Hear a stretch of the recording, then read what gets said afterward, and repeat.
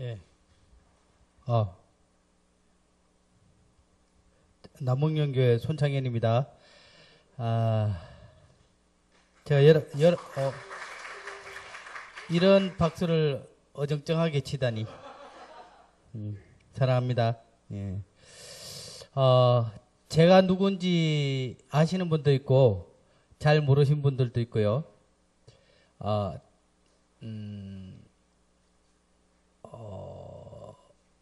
저는 87년도에 고등학교 2학년 때 구원받았습니다. 대구 대명동교회에서요. 예. 대구 대명동교회는 이 팔국로교회가 대명동교회에서 1994년도에 개척을 했거든요. 그때 제 나이 25살이었는데요. 그때 같이 함께 개척을 동참을 했습니다. 지금 저희 딸이 여기 와 있는데, 희영이가 94년도 3월 8일생이에요. 95년도. 교회 개척하고 저희가 4월 한 달 뒤에 결혼을 했어요. 저희 집사람과 같이.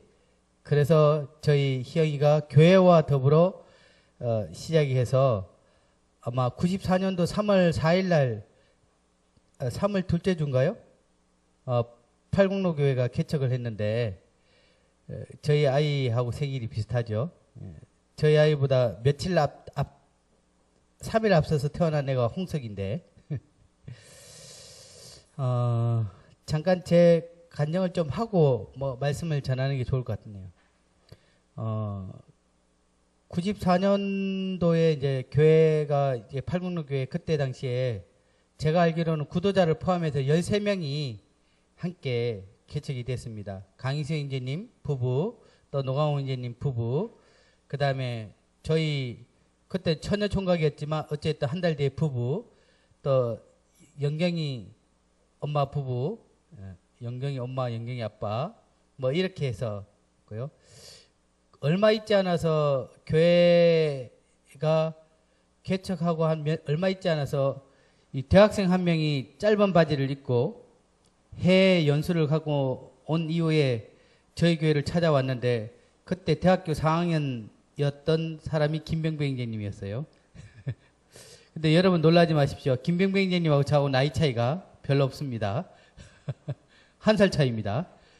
근데 저는 대학을 졸업한 딸이 있고 김병배 형제님은 고등학교 1학년의 아들이, 큰 아들이니까. 이 팔국로 교회는 저한테는 굉장히 참 소중하고, 또 제가 주님 앞에 제가 꿈꾸었던 그런 함께 섬겼던 교회입니다. 그리고 주님께서 제게 2001년도에 경상북도 상주로 저희 가정을 이렇게 개척하도록 부르셔서 2001년도에 상주교회가 개척이 됐습니다. 그때는 저희 부부와 희영이가 그때 7살, 그 밑에 동생이 5살, 이렇게 해서 4명의 식구들이 교회를 처음 시작을 했고요. 그리고 10년이 지난 이후에 이제 6년 전에 저희가 남문경 교회를 이제 주님이 또 부르셔서 남문경 교회를 이렇게 개척을 해서 또 섬기게 됐습니다. 제 생애 가운데는 4번째 개척입니다. 4번째 개척교회를 동참하게 됐는데, 제가 이렇게 말씀을 전하기 전에 제가 몇 주 동안 일어났던 일이 있어요. 그 일을 좀 이야기를 해야 오늘 이야기가 좀 풀려질 것 같은데, 갑자기 몸이 좋지 않았습니다. 몸이 좋지 않아서 이게 얼마나 좋지 않았냐라고 하면, 의사가 당장 검사를 하고 당장 이거 빨리 처리를 해야 된다라고 할 정도였는데, 제게 3일만 시간을 주십시오. 왜 3일의 시간이냐면 제 인생을 정리할 수 있는 이 3일의 시간이 필요합니다 라고 할 정도였습니다. 왜냐하면 대변을 보는데 계속 혈변과 피덩이가 계속 쏟아져 나와서 제 몸속에 장에 이상이 생긴 것 같았어요. 저는 앉아있기도 굉장히 힘이 들 정도로 굉장히 이렇게 어려운 상황에 갑자기 이런 일들이 일어난 상황이었기 때문에 이제 나도 혹시 대장암이나 아니면 이 속에서 어떤 문제가 일어나지 않았을까. 이것이 지지난주에 일어났던 일이었습니다. 아니죠. 지난주에네, 지난주. 그러면서 이제 이 팔국로 청년 캠프를 준비를 하게 됐죠. 이미 오래전에 이제 초청이 되었고, 청년들에게 어떤 말씀을 전할지에 대해서 굉장히 고민하고 있는 상황에 이제 제가 제 표현으로는 죽음을 맞이하게 되었어요. 그러던 중에 의사는 이제 심각하다고 얘기한 거죠. 피가 계속 쏟아져 나오니까. 그래서 당장 이게 대장 검사를 하고 이렇게 검사를 해야 된다라고 했을 때, 검사를 해서 암이라고 발견되면 수술을 하거나 어떤 조치를 취해야 되니까 제게 며칠의 시간을 주시면 제가 제 삶을 좀 정리하고 오겠습니다 라고 해서 금요일날 오전에 제가 진료를 받겠다라고 하면서 제가 시간을 이렇게 금요일 오전에 내시경을 했습니다. 다행히 성도님들이 기도해 주시고 여러 상황으로 인해서 대장에는 문제가 없었고요. 대장은 깨끗하고 위에서 약간의 출혈이 있어서 그 출혈이 이제 멈춰지지 않아서 이제 그 대장으로 흘러서 그런 일들이 일어났던 것이 지금은 괜찮아졌습니다. 하지만 제게는 지금 이제 48살인데 제 48살 될 동안에 이 삶을 정리하는 시간이 되었고요. 또 이 팔국로 청년들에게 제가 오늘 준비했던 이 말씀은 제가 마지막 여러분에게 남기는 유언과 같은 마음으로 준비가 됐던 거예요. 그래서 어떤 말이 교재가 될지 저도 잘 모르겠습니다.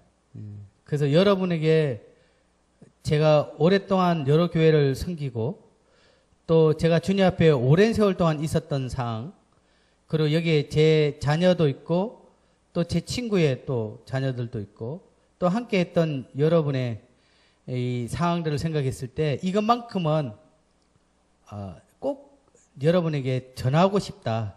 이것만큼 여러분이 꼭 알았으면 해야 될 제 유언의 말이라고 생각하시면 좋을 것 같습니다. 성경에 보면요.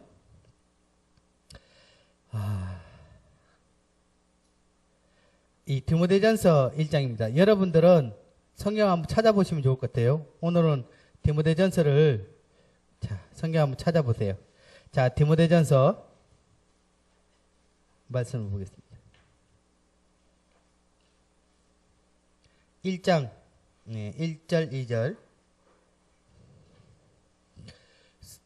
이 성경을 잘 찾아야 굉장히 오늘은 좀 좋을 거예요. 자, 1장 1절 2절 한번 읽어볼까요? 같이. 자, 형제들이 1절 읽고 자매들이 2절 읽겠습니다. 자, 시작. 우리 주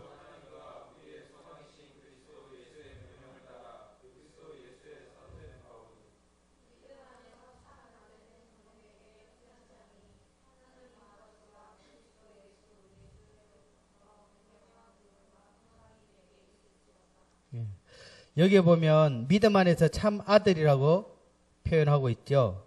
그렇습니다. 이 디모데는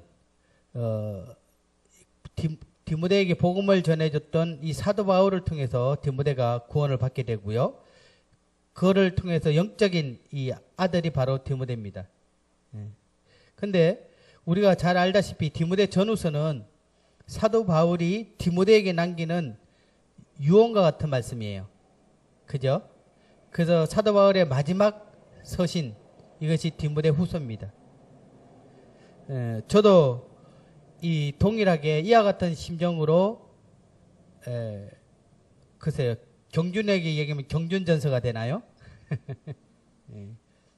제가 보내는 경준전서가 될 거고요. 또 현해자면 현해전서가 될 거예요. 그와 같은 이 디모데 전서의 말씀을 통해서 사도 바울이 영적인 아들, 그의 죽음을 앞둔 그의 상황에서 이 디모데에게 이것만큼은 기억했으면 좋겠다. 그래서 바울이 디모데에게 당부한 5가지의 말에 대해서 오늘까지 한번 살펴보기를 원합니다. 자, 디모데전서에 있죠. 첫 번째는 너로 어떻게 행하여야 할 것에 대해서 얘기입니다. 너로 어떻게 행해야 돼? 자, 3장 15절 찾아볼까요? 디모데전서 3장 15절. 14절 15절 같이 보겠습니다. 자, 14절 15절 같이 읽어보겠습니다. 시작. 내가 속히 내게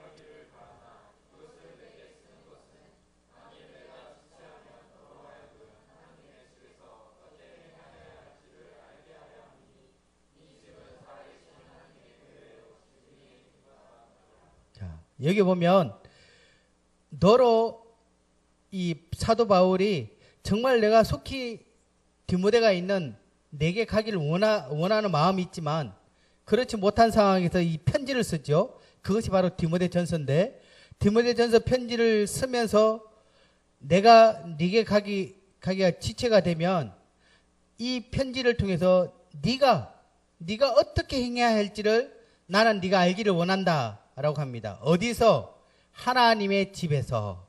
이렇게 표현합니다. 자, 하나님의 집에서 내가 어떻게 행해야 될 것에 대해서 그것을 고린도 전서를 통해서 행해야 될 것을 얘기합니다. 자, 우리 아주 잘 알고 있죠? 자, 잘 알고 있는 거지만 한번 우리가 짚고 넘어갔으면 좋겠습니다. 교회. 예. 교회는 뭘까? 아마 나름대로의 교회를 정리하고 있는 친구들도 있고요. 아직도 교회가 교회지라고 생각하는 친구들도 있을 거예요. 자, 골로새서 4장 15절 말씀은 그냥 찾지 마시고 보십시오. 자, 골로새 4장 15절에는 이렇게 얘기합니다. 라오디게아에 있는 형제들과 룸바와 그 여자의 집에 있는 교회에 문안하고 라고 합니다. 일반적으로 교회라고 하면 종탑과 더불어 잘 지어진 건물을 연상합니다. 팔공로 교회 그러면요 어떻게 지금 2층으로 된 아주 멋있는 교회 연상하게 되죠. 근데 이것은 성경적으로 보면 여기는 예배당이지 교회는 아닙니다. 예수님께서는 이 땅에 계셨을 때 단 한 번도 이 교회를 세우시기 위해서 벽돌을 나른 적이 없으셨어요. 근데 이 교회는 이것은 이 건물이라면 여기에 룸바에 있는 그 여자의 집안에 뭐가 있다고요? 예배당이 들어있다는 뜻인가요? 아닙니다. 예. 룸바의 집에 모여있는 성도들이 모여있는 그 모임을 말하고 있는 것이지 우리가 이 건축인 그 룸바 자매가 얼마나 집이 컸으면 이 팔국로교회 예배당이 그 안에 그 집 방 안에 들어있겠습니까? 그런 뜻은 아닙니다. 쉽게 표현해서 이 예배당은 집으로 표현하면요 교회는 가정이라고 생각하면 돼요. 가정. 그러니까 집은 건축집이지만 그 안에 있는 모여있는 이 구성원들은 가정이라 그러잖아요. 즐거운 나의 집, 그 안에 어떻게 해요? 정말 사랑하는 나의 가족들, 가정이 있는 거죠. 이 가정과 같은 것을 어떻게 해요? 교회라고 생각하면 됩니다. 이 건물 여기에 말하는 이 건물은 예배당이죠. 그러니까 교회 성도들이 모여서 예배를 드릴 수 있는 장소, 집회소, 이것을 건물이라고 표현하지 실제적으로는 교회는 이런 건물이 아니라 모여있는 사람들을 말하고 있습니다. 자, 다르게 제가 정확하게 표현했습니다. 교회의 원뜻은 에클레시아, 불러낸 무리 또는 부르심을 입은 사람들이란 뜻입니다. 자, 이거를 더 쉽게 정의를 해놓은 성경이 있습니다. 이 찾아봅시다. 고린도전서 1장. 고린도전서 1장 2절. 예쁜 자매들만 같이 한번 읽어보겠습니다. 예쁜 자매들. 자, 고린도전서 1장 2절. 자, 예쁜 자매들 읽어볼까요? 시작.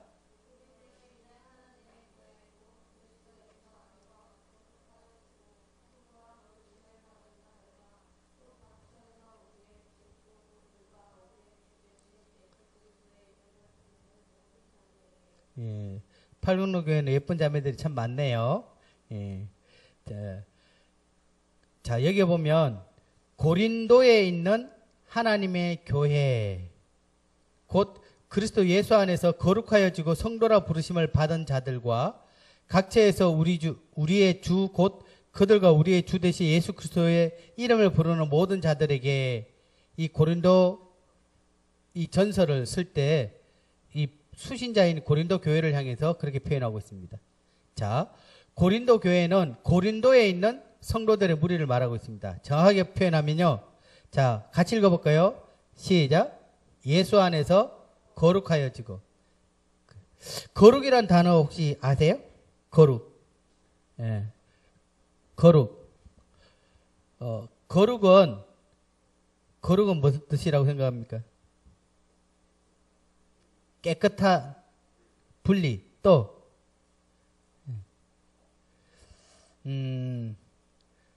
거룩이란 단어가 보통 보면 우리가 죄가 없다, 흠이 없다 이러한 단어를 생각하는데 정말 이 거룩이란 단어는 성도, 거룩한 성자, 무리 도자, 거룩한 무리 이것이 교회를 뜻하고 있는데 이것은 하나님께서 특별하게 그들을 어떻게 해요? 불러내어서 따로 구별해 놓은 것을 거룩이라 표현합니다. 자, 저희 어렸을 때는 아버지는 금수저를 가지고 식사를 하셨어요. 그래서 우리가 배가 고프더라고 아무 숟가락을 먹을 수 있지만 아버지가 쓰고 있는 이 금수저는 사용할 수 없어요. 왜냐하면 아버지를 위한 거룩한 수저이기 때문에. 그 깨끗하다는 의미가 아니라 아버지만을 위해서 사용되어 있는 구별된 숟가락이기 때문에 그 숟가락은 아버지를 위한 거룩한 거예요. 그래서 하나님께서 우리를 거룩하다라고 한 것은 죄 가운데 있던 우리를 어떻게 해요? 하나님만을 위해서 건져내어서 따로 두어 있는 이 우리 무리를 자체를 어떻게 해요? 거룩이라고 표현합니다. 구약에는 시굴라라는 단어가 있어요. 시굴라. 시굴라는요, 왕이 왕 머리 베개 옆에 왕이 평상시에 아끼던 물건, 소중한 물건 또는 필요할 때마다 끄집어 쓰기 좋은 사물함이 사물함. 이 사물함을 시굴라라고 표현합니다. 그래서 왕이 내가 지금 무엇이 필요해? 그럼 어떻게 해요? 시굴라를 찾으면 어떻게 해요? 그 안에 어떻게 해요? 자기 필요한 빚도 있고 또는 때로는 사용할 수 있는 가위도 있을 수도 있을 거예요. 또 평상시에 아끼는 물건이 그 시굴라 상자 안에 있는 거예요. 이것이 바로 거룩이란 단어의 신약에서 사용되고 있습니다. 시굴라. 이게 히브리 말로 시굴라고요. 이게 거룩이라는 뜻이에요. 그와 같이 하나님께서 하나님의 특별한 목적에 의해서 모아두고 그것을 사용하고 그것을 또 귀중하게 보는 이것이 바로 거룩이라는 단어입니다.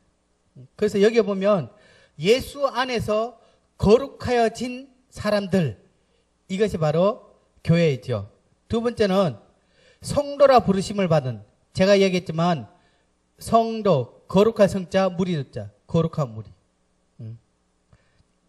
그 다음에 예수 그리스도께서 주가 된 사람들, 예수 그리스도께서 주가 된 사람들, 또한 예수 그리스도의 이름을 부르는 모든 자들을 우리가 교회라고 표현할 수 있습니다.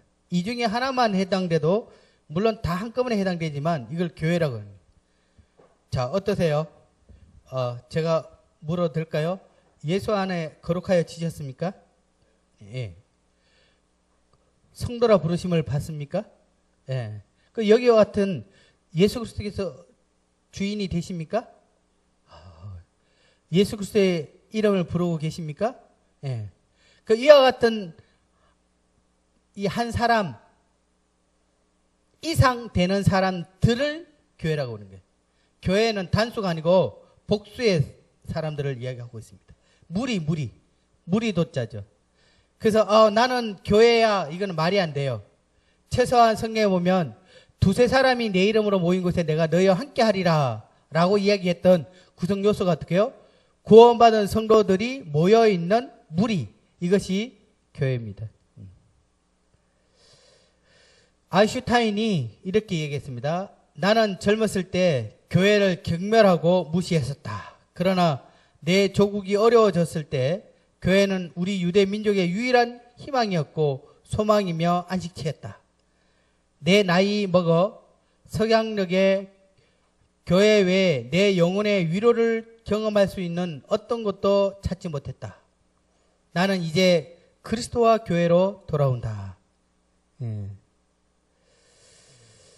이 진정한 교회가 이 우리가 말하는 건물이 아니라 이 가정과 같은 역할들을 하고 있음을 우리는 보게 됩니다. 제가 죽음을 앞두고 또는 제 삶을 정리할 때 제가 주님 앞에 너무나 감사된 것이 있었습니다. 그것은 단 한 번도 굶지 않아서 또는 어떤 은혜를 받아서 이러한 부분들도 있었지만 제가 주님 앞에 주님 부르시면 이제 곧 가야 되구나 했을 때 제가 주님 앞에 무릎을 꿇고 눈물을 흘리면서 주님 감사합니다 라고 했던 그 이유는 저를 교회 가운데 두신 것이었습니다. 제가 48년 동안 이 땅을 살면서 저를 18살에 구원해 주시고 그리고 구원받은 이후에 주님 안에서 그렇게 사랑하는 성도들과 함께 더불어 티격태격하기도 하고 사랑을 나누기도 하고 그렇게 끈적끈적거리는 그런 이 관계 속에서 지금까지 저를 그 가운데 두셨던 그 주님에 대해서 주님 감사합니다. 저를 교회 가운데 두신 것에 감사합니다.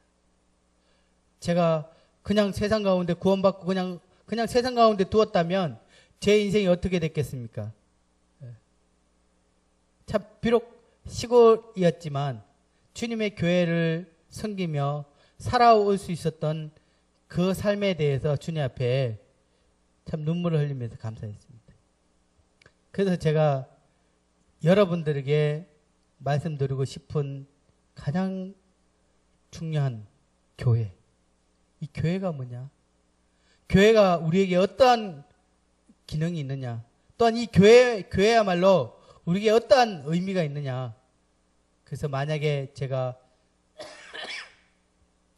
두 글자만 말하고 주님 앞에 가라 하면 여러분에게 이렇게 얘기해요. 교회. 교회라고 외치고 싶어요. 자, 그러면 본문 말씀 디모데전서 3장 15절 한번 찾아보십시오. 자, 우리가 읽었죠? 자, 여기 보면 이 디모데전서 3장 15절을 보게 되면 이 집은 집이라고 표현하고 있습니다. 무엇을? 교회를 집이라고 표현해요. 어떤 집요? 하나님의 집. 그렇습니다. 너희가 하나님의 집에서 어떻게 행해야 될지에 대해서 디모데에게 얘기했는데 지금 디모데는요. 어디에 있냐면 에베소 교회에서 목회를 하고 있어요. 목회하고 있는 또한 주님을 섬기고 있는 이 아들 같은 디모데에게 그거 지금 사역자잖아요. 사역자인 그에게 이렇게 얘기하는 거예요. 네가 하나님의 집에서 어떻게 행해야 될지를 내가 마지막으로 너에게 말하고 있다. 이 디모데도 그가 하나님의 집에서 어떻게 섬겨야 될 것에 대해서 사도 바울을 통해서 교훈을 받는데 여러분 같으면 어떻게 해요? 더 이 부분에 대해서 깊이 생각할 수 있었으면 좋겠습니다. 자, 첫 번째, 교회는 뭐라고요? 목소리가 이리 작네. 교회는? 두 번째는요? 교회는? 하나님의 것입니다. 교회는 예수 그리스도께서 하나님께서 주인이 되는 것입니다.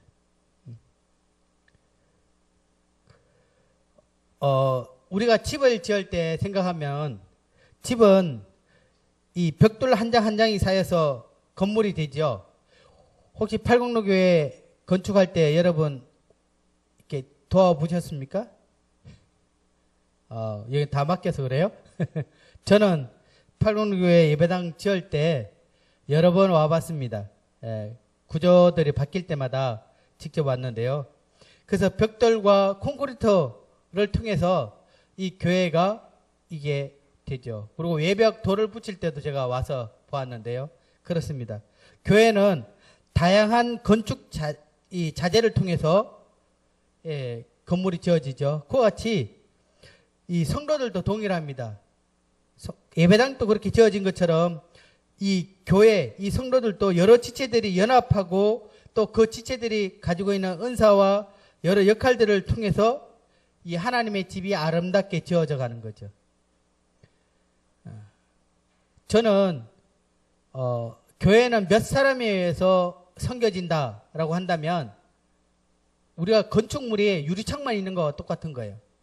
유리창만 건축으로 이루어졌다면 굉장히 위험할 수 있죠.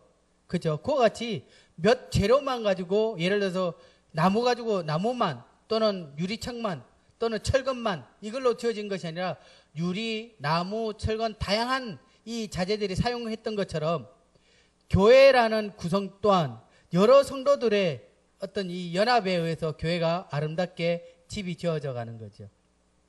그리고 교회는 여기에 보면 하나님의 것이라고 되어 있습니다. 교회는 주님의 것입니다. 교회는 누구 개인의 것도 아니고 몇몇 사람들에 의해서 운영되는 것도 아닙니다. 교회는 하나님이 주인이 되어야 되고 오직 하나님의 말씀만이 권위를 가지고 그 말씀에 복종되어져야 되는 것입니다.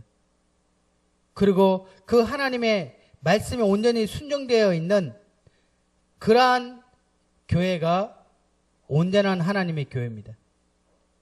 자, 첫 번째, 교회는 하나님의 집이다. 두 번째는 교회는 하나님의 것이다. 자, 세 번째는 어떻게 됐죠? 이 집은 살아계신 하나님의 교회요. 교회는 하나님이 살아계시다. 자, 여러분, 교회 하나님이 살아계시다는 여러분 경험하세요? 교회 하나님 살아계시다는 거? 큰일 났네. 예?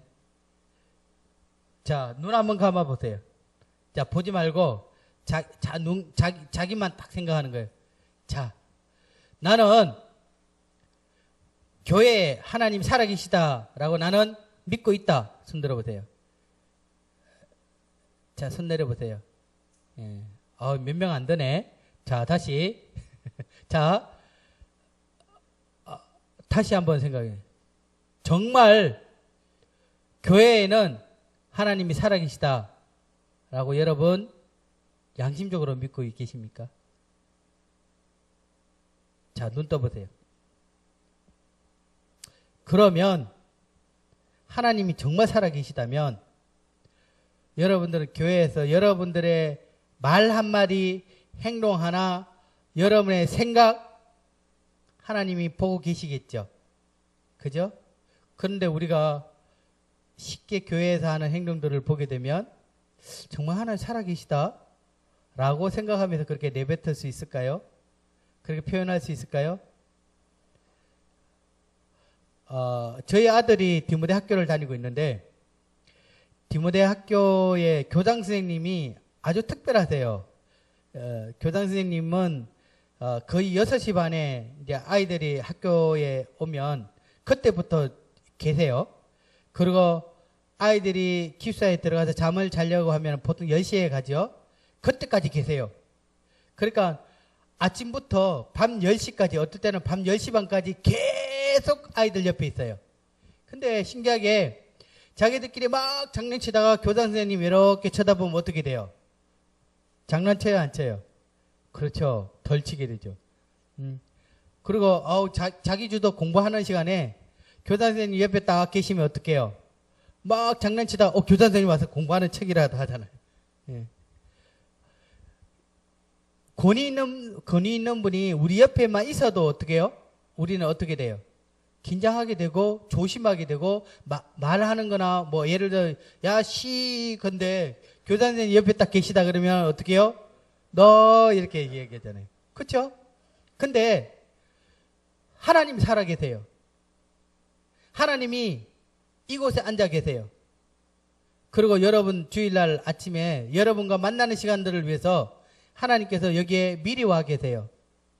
그러면 여러분들은 예배 시간에 그렇게 여유 있게 시간을 늦으면서 올 수 있을까요? 저는 그렇습니다.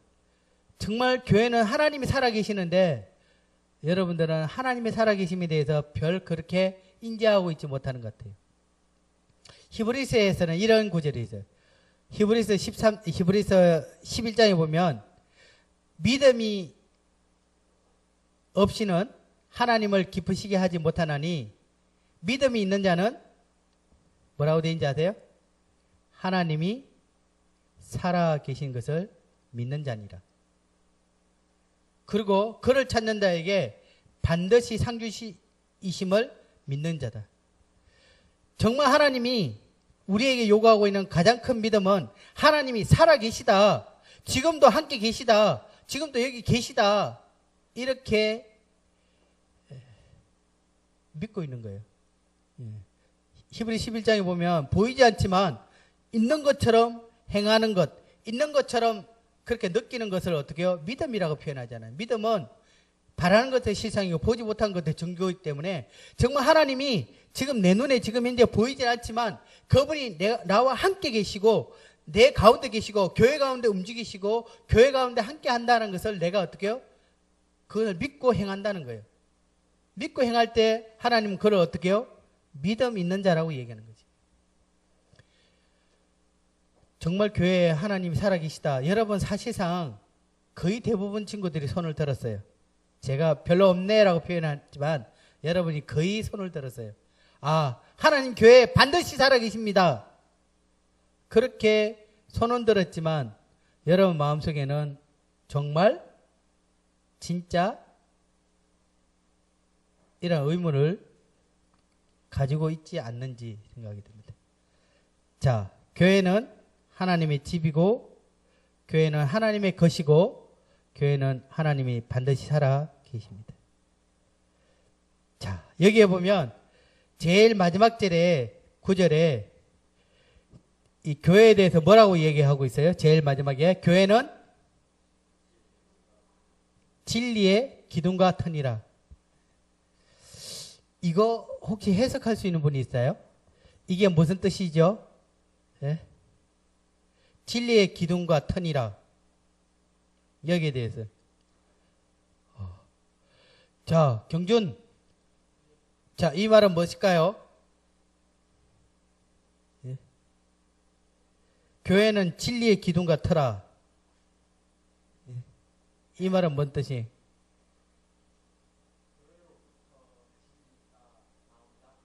교회로부터 진리가 나온다. 자, 성태 형제예요? 예, 자, 해보세요. 자, 이게 뭔 의미인 것 같아요?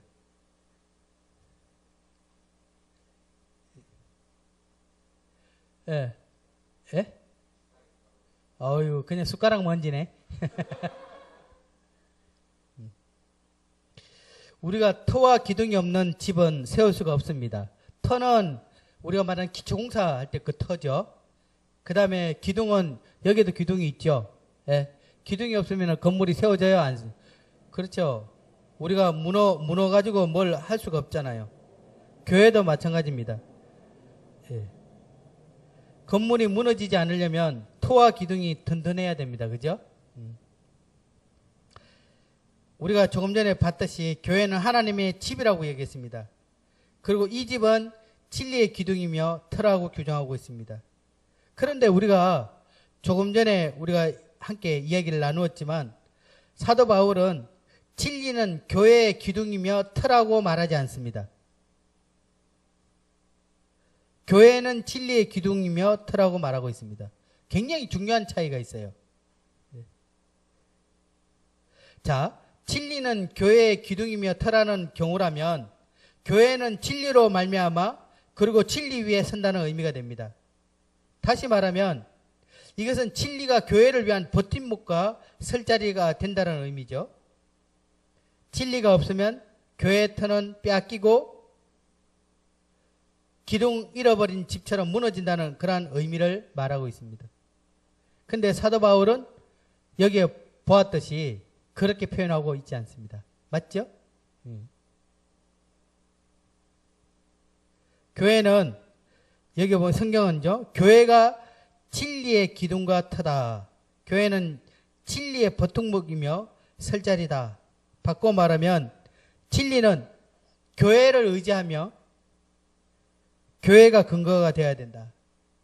교회는 진리를 유지하고 진리를 보호하기 때문입니다. 교회에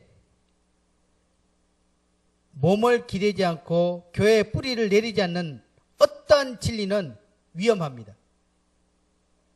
그래서 교회가 없으면 진리는 기반도 없고 또한 설 자리도 없습니다. 교회가 진리의 버팀목이 되어야 됩니다. 진리를 떠난 교회가 위험한 만큼 교회를 떠난 진리는 의미가 없습니다. 진리는 오히려 교회로 말미암아 그리고 교회로서 존재해야 합니다. 교회 없이는 이 진리는 기둥도 없고 터가 없다는 그런 말과 같습니다.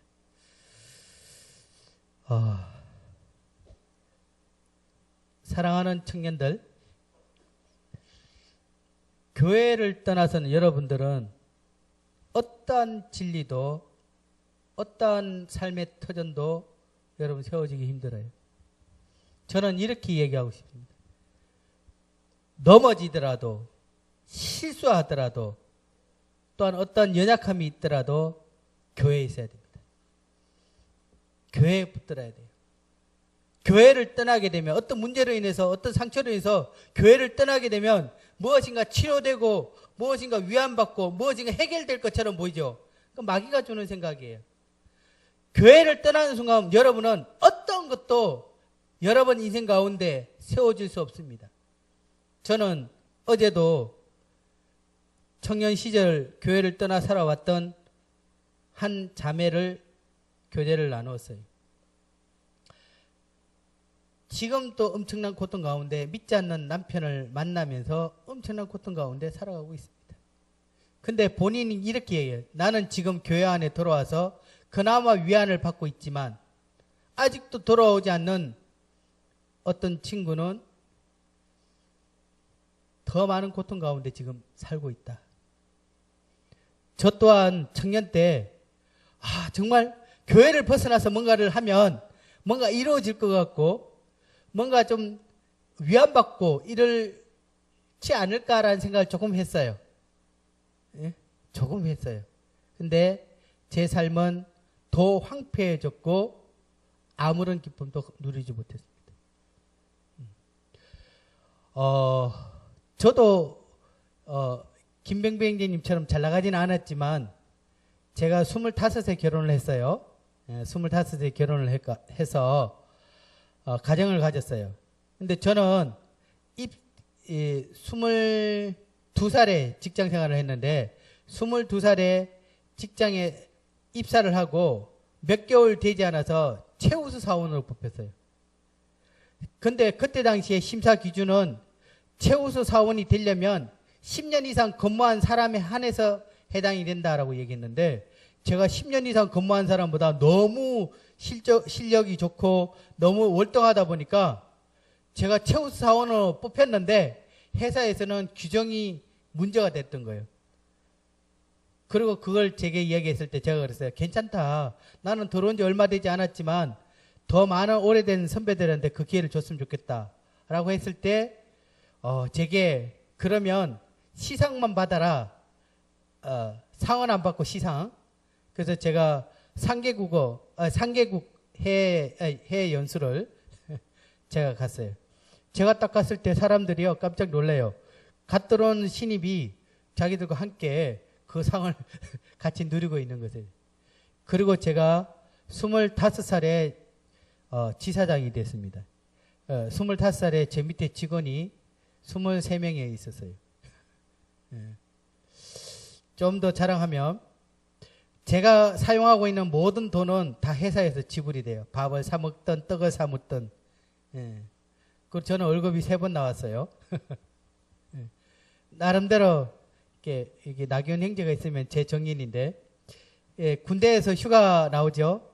그럼 갈 데가 없어요. 그럼 저희 사무실에 앉아서 계속 죽치고 있어요. 그럼 점심 사주면 점심 먹고 저녁 때 같이 저녁 먹고 그렇게 예전에 그렇게 살아왔었어요. 그런데 그 삶을 제가 사직서를 썼습니다. IMF 때 쓴 게 아니라 IMF 이후에 아마 썼을 거예요. 제가 사표 수리가 8개월 동안 수리가 안 됐어요. 퇴직금만 늘어난 거예요. 회사에서는 제 사직서를 받아주지 않았어요. 8개월 동안 유보가 됐어요. 나중에 보니까 퇴직금만 더 늘어. 끝까지 돌아오라고. 근데 제가 그것을 버릴 수 있었던 이유가 있었어요. 교회를 위한 삶이었어요. 제가 주님이 저를 부르시고 또 주님 앞에 그 길을 걸어갈 때 정말 주님은 지난주에 보니까 주책이라 하는데 주님이 책임져 주신다고. 저의 이 삶들을 주님이 신실하게 그렇게 인도하셨던 모습들을 보게 됩니다. 근데 제가 가지고 있는 원칙은 하나였습니다. 죽더라도 교회 안에서 죽는다. 결코 주님을 떠난 내 삶은 단 하루도 내게는 기쁨을 주지 못했다. 여러분, 교회는 진리의 기둥과 터입니다. 교회를 떠나서는 우리는 어떤 세움도 어떤 터도 우리는 누릴 수가 없습니다. 꼭 청년들에게 이야기하고 있습니다. 여러분들이 살 길은 교회 안에 있어야 돼요. 따라해 보세요. 내가 살 수 있는 길은 교회 안에 있는 것이다. 죽어도 교회 안 떠난다. 아시죠? 병뱅제님이 막 교회 떠밀어내도요. 안 돼요. 끝까지. 우리는 주님 안에 있어야 됩니다. 그것이 우리의 살 길입니다. 그리고 교회만이 진리를 진리되게 만듭니다. 그리고 이 하나님의 집인 교회에는 진리를 온전히 진리되게 하고 불행하게도 많은 교회들이 사실 이 진리를 온전히 진리답게 하지 못함으로 인해서 세상 가운데 욕을 얻어먹고 있는 거죠. 그렇습니다. 저희가 섬기고 있는 이 교회는 하나님의 집이고요. 이 교회는 하나님의 것이고요. 이 교회는 하나님이 살아계시는 것이고, 이 교회는 진리와 진리의 기둥과 터가 되는 그런 곳입니다. 여러분들 이 교회에 대해서 굉장히 간단하게 생각하는데 이 교회는 어떤 것도 바꿀 수가 없는 것입니다. 조금 더 한번 살펴보겠습니다. 자, 에베소서 5장 한번 찾아보세요. 성경 쭉 한번 읽어보겠습니다. 에베소서 5장 22절에서 23절.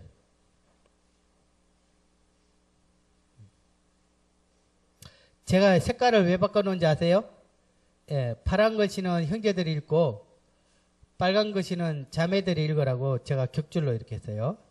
자, 형제들부터 읽어보겠습니다. 아내들이요, 시작.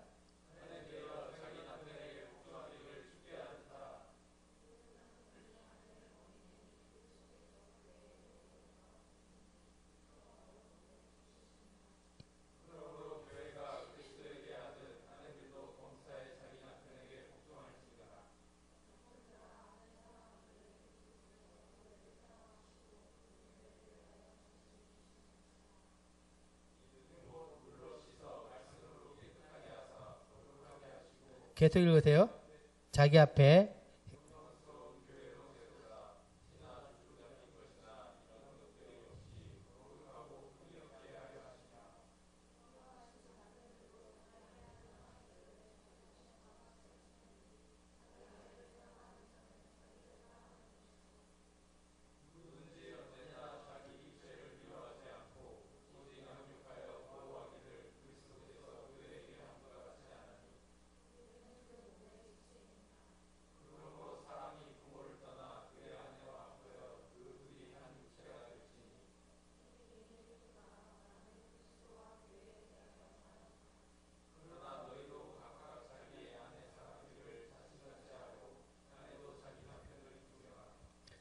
교회에 대해서 어떻게 설명하면 잘 이해할까?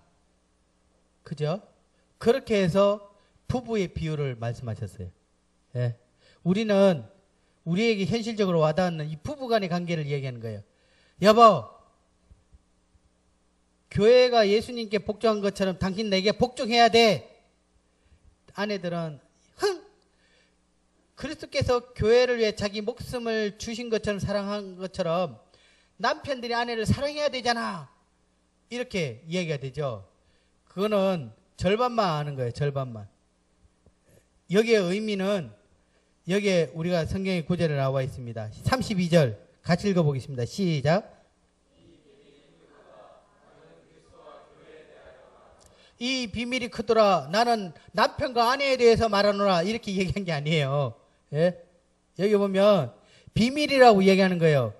이 비밀을 우리에게 이야기하는 거죠. 그리스도와 교회에 대해서 예수님과 교회가 어떠한 관계가 있느냐, 교회가 과연 무엇이냐, 이것에 대해서 이야기를 해주는 거예요. 자, 교회와 주님에 대해서 말해주고 있습니다. 자, 23절에 보게 되면 주님은 교회의 머리가 되시고 몸인 교회의 주인이다. 이렇게 표현하고 있습니다.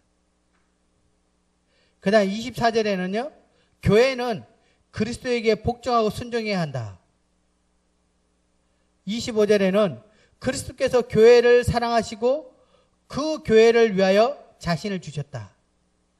자, 여러분, 예수님께서는 우리를 구원하시기 위해서 십자가에 죽으셨습니다. 우리를 사랑하시기 때문에. 맞죠? 하지만 더 정확한 의미는 주님은 교회를 세우시기 위해 교회를 사랑하셨기에 자신을 주셨습니다. 교회를 사랑하죠. 여러분들이 나는 교회로 안 할 거야. 나는 각각 흩어져서 나는 따로 그냥 있을 거야. 라고 한다면 이 성경 구절은 어떻게 해요? 의미가 없게 되는 거죠. 여러분들이 정말 여러분다운 온전한 주님 앞에 참 가치를 누릴 때가 언제였냐면 교회 안에 있을 때입니다. 주님은 교회를 세우시기 위해서, 교회를 이루시기 위해서 각 지체인 우리를, 자, 벽돌 한 장 던져놓으면 무슨 의미가 있어요? 가다 걸리죠. 이런 벽돌 하면서 차기만 하죠. 근데 그 벽돌들이 모여서 어떻게 해요? 아름다운 건축을 만들게 되는 거죠. 그죠? 밖에 있는 못 하나 떨어져 있어요. 빵꾸 나잖아요. 버리잖아요. 하지만 그 건축이, 그 못이 나무를 이어가는 건축을 짓는 일에 하나의 구성 요소가 되었을 때 진짜 필요한 거예요. 그와 같이 여러분 한 사람 한 사람도 물론 소중하지만 주님은 교회를 구성하기 위해서 여러분들을 어떻게 해요? 구원하신 거예요. 그냥 껌쩍쩍 씹으면서 아이고 하나님 어디 있어? 이렇게 하던 여러분들을 기다리고 사랑하시고 복음을 전해서 여러분을 교회 안에 구성하기 위해서 여러분들을 기다리시고 부르신 거예요. 그러면 다르게 표현하면 벽돌이 아유 나 이 건물 싫어. 그 벽돌 혼자 어디 나가요. 그죠? 건물은 여전히 이루어져 있어요. 근데 그 벽돌은 어디 서먹겠어요? 그렇죠? 시멘트 발라진 이 벽돌은요 더 서먹을 데가 없어. 그렇잖아요? 그럼 갖다 버려야 되죠. 자, 그리스도께서 교회를 사랑하시고 그 교회를 위하여 자신을 주셨다. 자, 27절 같이 보겠습니다. 주님은 시작.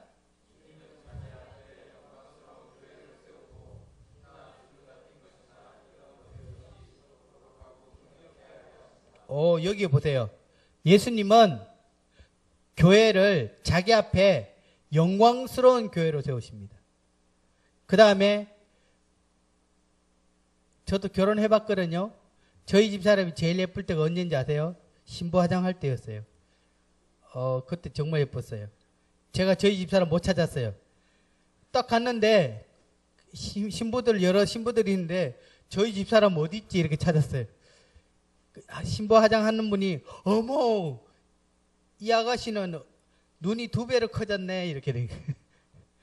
예, 정말 예뻤어요. 지금도 그 생각하면은 참 마음이 흥분할 정도로 티나 주름 잡힌 것이 없이 어떻게 해요? 거룩과 흠없게 하십니다. 우리가 교회 가운데 있게 될 때요, 주님이 어떻게 해요? 이 피부 마사지 하듯이 또는 우리를 더욱 아름다운, 더욱 완전한 그분의 품격에 맞는 교회로 우리를 이루십니다. 그럼 우리가 교회 밖에 있게 될 경우는요, 티나 흠이나 주름 잡힌 것이나 또한 주님의 영광을 온전히 드러내지 못할 수가 있습니다. 저는 동물의 왕국 볼 때요, 재밌는 장면을 봤어요. 저 충격적이었어요. 사자가 사슴에 밟혀 죽는 거 봤어요. 저는요, 사자가 하면요, 사슴들이요, 와, 도망갈 줄 알았어요. 그리고 사자는요, 그냥 사슴 아무 때나 그냥 탁 물으면 사슴이 밥이 되는 줄 알았어요. 그런데 아니었어요. 사자가 사슴을 물어 죽을 때 밟혀 죽을까봐 항상 어떻게 해요? 반대편에서 조심스럽게. 사슴도 사자가 오니까 자기들이 도망가도 한계가 오잖아요. 그러면 무리를 떼를 지어가지고 사자를 덤벼 들어가면 사자가 얼른 도망가요. 그러다가 사슴보다 늦어져 버리면요, 사슴 떼거리에 사자가 밟혀서 심지어는 창자가 터져서 죽는 걸 봤어요. 근데 사자는 그렇기 때문에 어떻게 해요? 무리해서 이 사슴을 떼놔야 돼요. 그래서 때로는 하면요, 사슴들이 나 살려라 하면서 여기 도망가고 저기 도망가고 막 흩어지게 만들죠. 때로는 병든 사슴 또는 어린 사슴들을요, 뒤에서 잘 보고 어떻게 해요? 목을 확 물어줘요. 단번에 목을. 그와 같이 성경에 보면 우는 사자처럼 어떻게 해요? 산길 우리를 어떻게 해요? 찾는 거죠. 무리에서, 잠언 말씀인가요? 무리에서 나눈 자는, 스스로 나눈 자는 온갖 자기 소욕을 쫓고, 그죠? 그 다음에 뭐예요? 예. 예.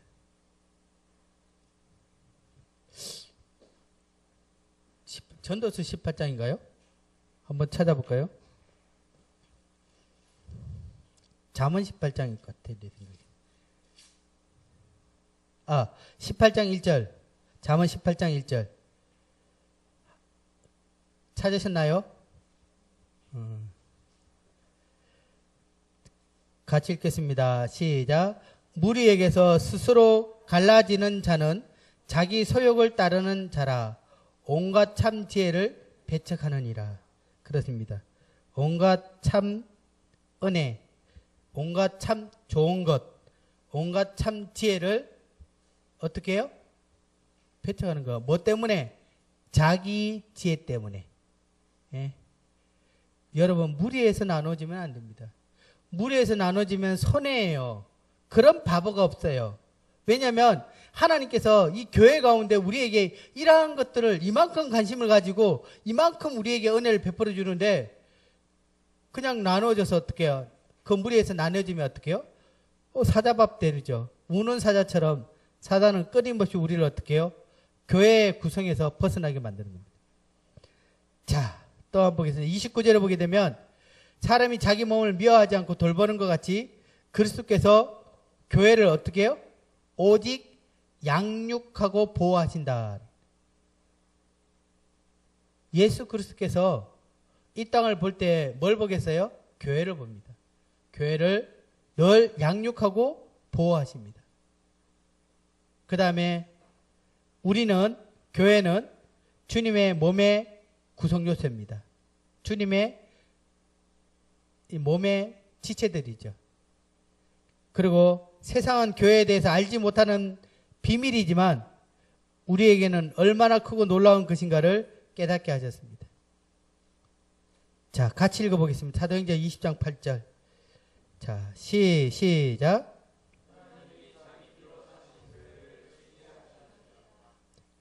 우리 주님께서 피 흘려 주셨어요. 자기 피로 샀다고 했습니다. 자기 피로.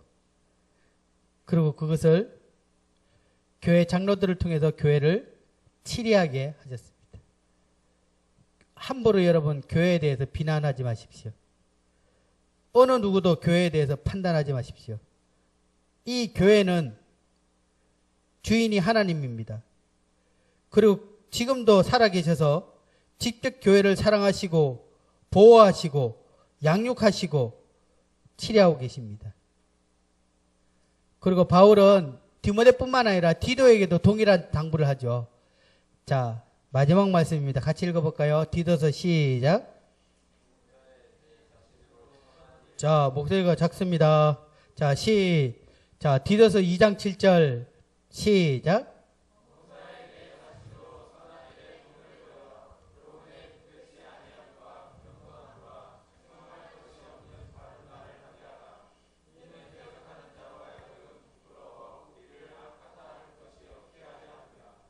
자, 바울은 디도에게도 동일하게 교회 안에서 우리가 어떠한 삶을 살아야 될지를 이야기하고 있습니다. 우리가 어떻게 행해야 될까요? 모든 일, 범사, 모든 일에 네 자신으로 선한 일의 본을 보여라. 교회 안에는 믿음의 후배들이 많이 있습니다. 우리가 어떻게 기도하는지, 우리가 말씀을 어떻게 순종하는지 그 모든 것들이 그들에게 본으로 남겨질 것입니다. 그러면 우리는 우리 동생들에게, 우리의 후배들에게, 또 새로 예수를 믿고 있는 친구들에게 어떤 본을 보여줄까요? 우리는 다른 성도들이 어떤 삶을 살기를, 어떤 본을 보여주기를 원합니다. 하지만 우리 스스로는 진작 그런 본을 보여주는 일에 병안이 여깁니다. 여기 보세요. 우리가 이 경건함과 책망할 것이 없는 바른 말을 교회 가운데 해야 됩니다. 어제 제가 남부교회 수양회에서 게임 하나를 했어요. 어떤 게임을 했냐면 캠프가 왔기 때문에 성도님들 줄 세워놓고 제가 글자를 보여주면서 전달해보라 그랬어요. 예? 퐁당퐁당, 송알송알, 뭐 이런 것들. 근데 맞추겠어요? 예? 퐁당퐁당이 풍덩풍덩이 되고 첨벙첨벙으로 다 바뀌어버리는 거예요. 그래서 우리가 몇 명 되지 않지만 쉽게 교회 안에서 아우 저 형제 다리 뼈더라 어떡하지? 그럼 뭐 그 이야기를 듣고 난 다음에 아이고 경준이가 다리가 부러졌대. 그다가 어떻게 또 다른 사람이 아이고 경준이가 다리가 부러져서 어떻게 병원에 입원했대. 나중 되면 다리가 부러져서 죽었대. 이렇게 돼. 이게 말이 그대로 전달되는 것이 아니라 그게 와전되고 부풀려서 그렇게 이야기가 되는 거죠. 교회 안에는 많은 성도들이 있다 보니까 어떻게요? 우리가 팩트 체크를 하면은 걸려드는 사람 많을 것 같아요. 그죠? 예. 이번에 팩트 체크 하겠습니다 하면은 아마 성도들이 부끄러워서 교회 나올 사람이 별로 없을 거예요. 이 말이라는 게 그만큼 와전되어 버려요. 우리는 주님의 교회 가운데 있습니다. 저는 제가 참 극한 상황에 되었을 때 주님 앞에 감사했습니다. 주님 감사합니다. 저를 교회 가운데 두신 것을 감사합니다.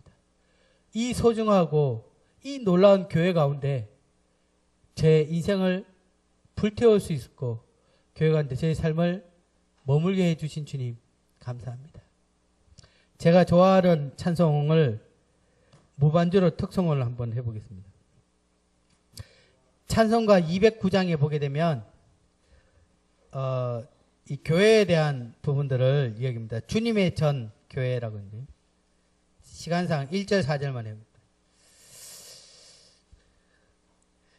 이 세상 풍파 심하고 또 환난 질고 많으나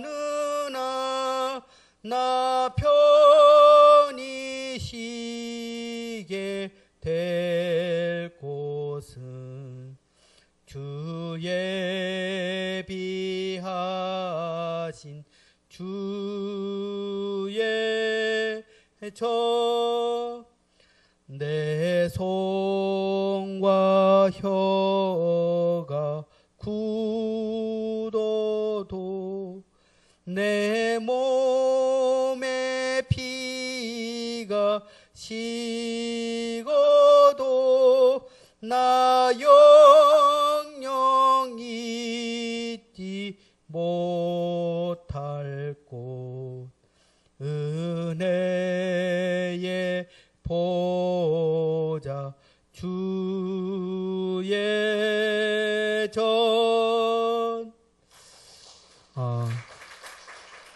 저는 제 손과 제 혀가 굳어져도 내 몸의 피가 식어져 제가 주님 앞에 갈 때 제가 영영 잊지 못할 주님의 이 몸된 교회를 생각할 때 주님 앞에 감사가 됐습니다. 여러분들도 이와 같은 참 주님의 몸된 교회를 동일한 마음으로 사랑하고 아끼고 또 그 몸에 그 교회 가운데 구성원으로 지체가 된 것에 대해서 하나님 앞에 감사를 돌릴 수 있었으면 좋겠습니다. 주님은 교회를 위해서 이와 같은 놀라운 일들을 행하셨습니다. 이 비밀을 지금 우리에게 말씀해 주셨습니다. 기도하고 마치겠습니다. 주님, 우리가 세상을 살면서 많은 풍파와 많은 환난 질고를 만나지만 우리가 온전히 주님 품 안에 있기에 주님의 몸된 교회 안에 있기에 저희가 그곳에서 힘을 얻게 되고 힘을 얻게 되며 또한 주님의 위로를 경험하게 됩니다. 정말 이 주님의 교회야말로 주님의 집이며 주님의 것이고 살아계신 주님이 함께한 곳인 것을 보게 되었고 그 가운데 저희들을 거하게 하시고 이 놀라운 주님의 몸된 교회에 저희들을 지체로 삼아주신 크신 은혜를 인하여 감사를 드립니다. 우리 청년들이 이 주님의 몸된 교회를 소중히 여기며 이 몸된 교회 안에서 우리의 남은 생애를 기쁨 가운데 살아갈 수 있도록 도와주시고 우리가 결코 이 몸된 교회를 떠나서는 어느 것도 아무것도 누릴 수 없음을 깨달을 수 있도록 도와주시옵소서. 우리에게 교회를 허락하신 주님 앞에 감사를 드리며 예수님 이름으로 기도를 드립니다. 아멘.